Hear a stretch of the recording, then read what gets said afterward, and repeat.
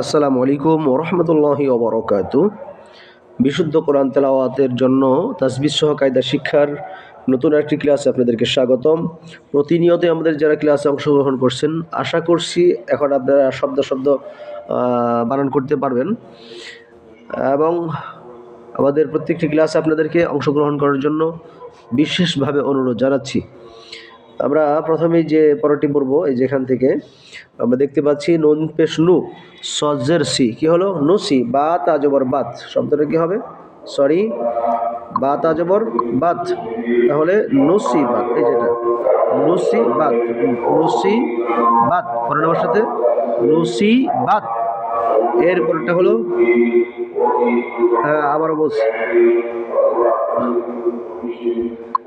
নুন পেশ নু সজের সি, নুসি।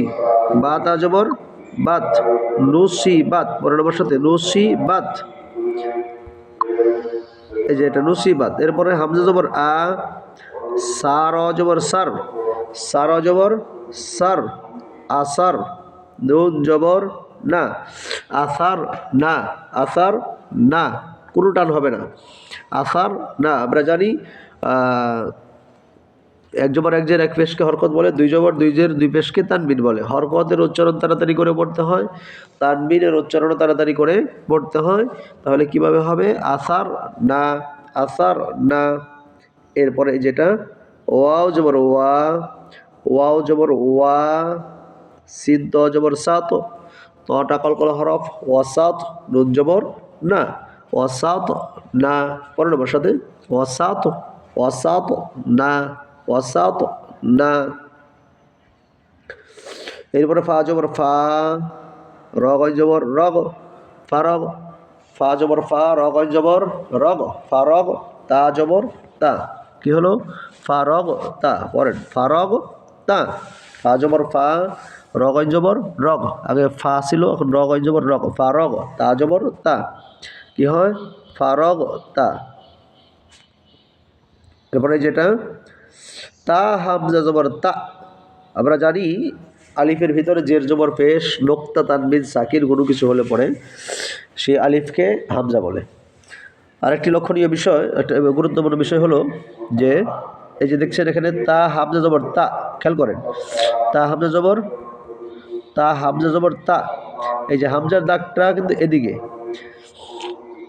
স্ক্রিনের মাঝ বরাবর তাকান, হামজার দাগটা এদিকে থাকবে।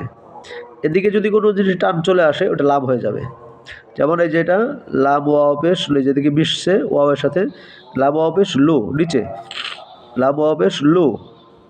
আর এই যে হামজার দাগটা এদিকে আসেনি, এদিকে আসে নাই, শুধু এদিকে আছে, এদিকে আছে, অর্থাৎ ডান দিকে আছে। বাম দিকে চলে গেলে পরে সেটা লাভ হয়ে যায়। তাহলে তা হামজা জবর তা, তা ওয়াও পেশ তু, তা তু। পেশের পরে যজমালা ওয়াও হওয়ার কারণে তাটা একালিপ টেনে পড়তে হবে, তা তু। নুন জবর না, তা তু না। এরপরে ইয়াসিন পেশ ইউস, ইয়াসিন পেশ কি হয়? ইউস। কফ ওয়াও জবর কও, ইউস কও। ইয়াসিন পেশ ইউস, কফ ওয়াও জবর কও, ইউস কও। নুন জবর না, ইউস কও না, ইউস কও না, ইউস কও না। এরপর দেখেন ইয়া ফা জবর ইয়াফ, ইয়া ফা জবর কি হয়? ইয়াফ। আইন জবর আ, তাহলে আগে এফ ছিল, আইন জবর আ, এফ আ। লাম ওয়াও পেশ লু, কি হলো?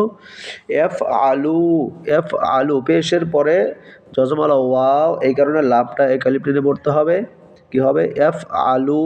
নুন জবর না, কি হলো? এফ আলু না, এফ আলু না।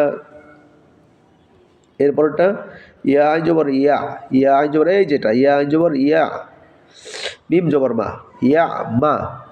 ইয়া আইন জবর ইয়া, মিম জবর মা, ইয়া মা। লাম ওয়াও পেশ লু, ইয়া মালু। এখানেও পেশের পরে যজমালা ওয়াও হওয়ার কারণে একালিপ টেনে পড়তে হবে। তাহলে ইয়া মালু। নুন জবর না, ইয়া মালু না। পরেন ইয়া মালু না। এরপরটা হলো এখানে যেটা ইয়া আইন জবর ইয়া, ইয়া আইন জবর ইয়া, লাম জবর লা, ইয়া আল্লাহ। মিম ওয়াও পেশ মু, এখানেও পেশের পরে যজমালা ওয়াও এসেছে, তাহলে ইয়া মা ইয়া লা মু, আগে আবার বলছি ইয়া আইন জবর ইয়া, লাম জবর লা। কি হলো? আগে ইয়া ছিল, লাম জবর লা, ইয়া লা। মিম ওয়াও পেশ মু, ইয়া লামু, নুন জবর না, ইয়া লামুনা।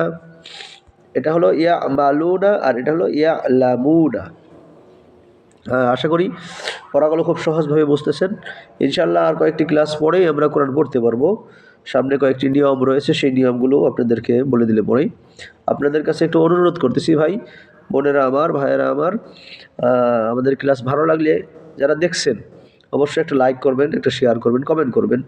আর কিছু না হোক একটা লাইক তো করতে পারবেন, একটা লাইক শুধু চাপ দিবেন বাস, একটা লাইক করবেন। আর এই লাইক কমেন্ট শেয়ারের কারণে অসংখ্য লোকের কাছে ক্লাসটি পৌঁছে যাবে। আপনাদের প্রচেষ্টা ছাড়া বেশি লোকের কাছে পৌঁছানো সম্ভব নয়, আর তারা দেখে কোরআন পড়তে পারবে। এই খেদমতটুকু আপনাদের করার আমি অনুরোধ করতেছি। এবং নতুন যে ভাই বোনেরা আছেন চ্যানেলটি সাবস্ক্রাইব করে রাখবেন, অল বাটন চেপে রাখবেন, ক্লাস দেওয়া মাত্রই জন্য প্রথমে আপনার কাছে চলে যায়। আল্লাহ তাআলা বোঝার তৌফিক দান করুন। আমিন। দেখা হবে পরবর্তী ক্লাসে ইনশাআল্লাহ। আজকের মতো বিদায় নিচ্ছি। আসসালামু আলাইকুম ওয়া রাহমাতুল্লাহি ওয়া বারাকাতুহু।